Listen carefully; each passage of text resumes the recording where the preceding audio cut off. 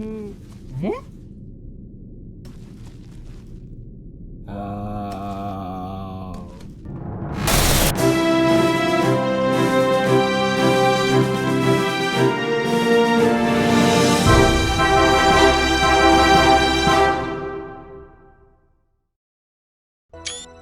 going on, guys? It's Bradders from Rabid Games here, and you join us in orbit around the planet Kerbal. Ed Kerman is in his little capsule, which will at one point return back to the planet Kerbal. Now, in the past episode, I said I was going to teach you how to fly to the moon in this episode, but you can clearly see that other than its RCS thrusters here, which I can move using the I, J, K and L keys with its little individual rotation sort of module thing here, this thing hasn't got any form of propulsion whatsoever. So you may be thinking, how are you going to get to the moon, Bradders? Well, to be honest, I'm not going to teach you how to get to the moon in this episode, because there's one more vitally important skill that I need to teach you before we can do so. So firstly, this isn't on my career mode save, this is on a sandbox save, just because it's easier to get this little probe undocked. So firstly, I want to teach you about a reaction control system. So that's what these thrusters are, which I was talking about in the beginning.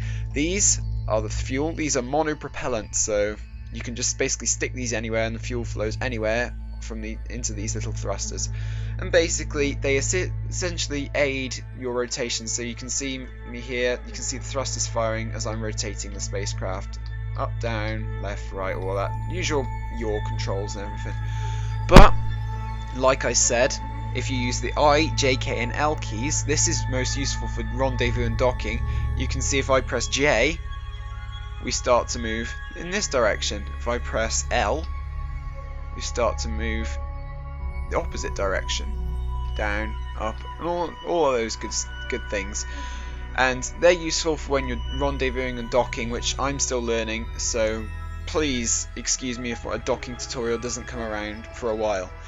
But on to the main part of the video, which is kind of related, I guess, but this is the most important part. This is the Kerbal EVA. I've already talked about this kind of in a previous episode, but I'm actually talking about getting your Kerbal out and then your Kerbal to actually walk around in space, shall we say. So Ed Kerman is about to go on EVA here. I'm going to click EVA, as now you can see he's outside of his little capsule. So what we're going to do now is we're going to go boldly go where no Kerbal has gone before, and we're not going to press F. We can see we can do the usual sort of thing we can do EVA. That would get us science if we were on career mode, which we're not.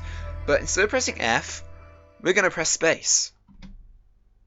Now he is free to float, free with his capsule at the same velocity.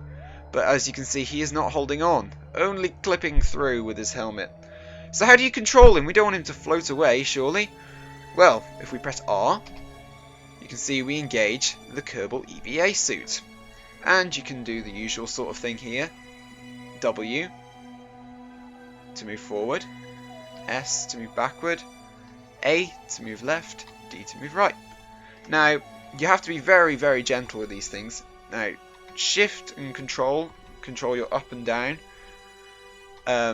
It is very hard to do this, but if I press F to grab, oh shit, it's hard to do this, but once you get the hang of it, trust me.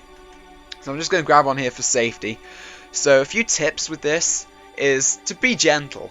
Definitely be gentle with it, because otherwise you're going to see your Kerbal just floating off into space. So don't expect yourself to fly hugely off in one direction. If you fly hugely off in one direction, it means you're probably pressing a key too hard. Like if I show you here, if I let go again, if I press F, oh, I've just boarded again.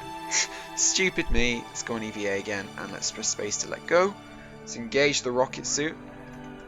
And so let's say I flew miles away, I pressed the button far too hard. Now you can see I'm floating away. Now I need to go down. And you see how it's quite hard to recover because your velocity keeps going. You have to make very, very gentle button presses in order to actually get yourself under control again. But I managed to do it.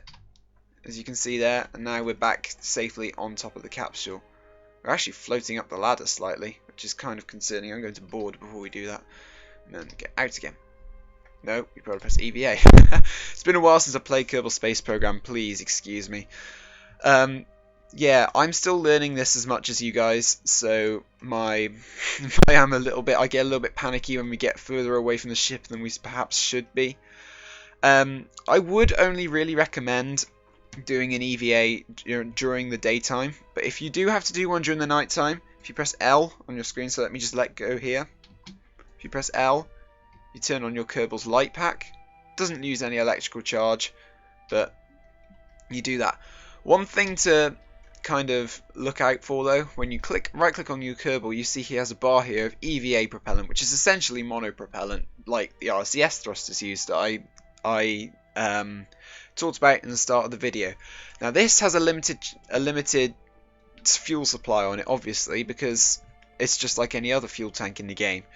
Once you're out of EVA fuel, you're essentially just a floating object in space. If you are not near your ship at that time and the ship can't come to rescue using the power of RCS or its main engines, you're essentially space junk. So I'd recommend, again, using light button presses, not only to keep yourself from floating massively away from your ship, but also to stop yourself from running out in a panic situation.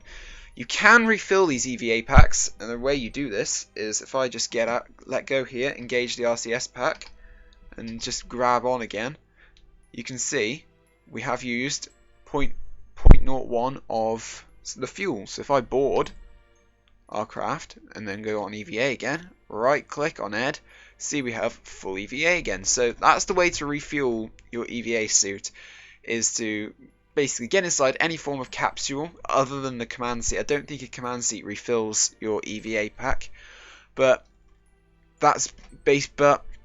any other capsule will, and it's a really useful tool for going around and, like I showed you in the previous episode, gathering science from your experiments, which you'll have, like say on the body here below your craft.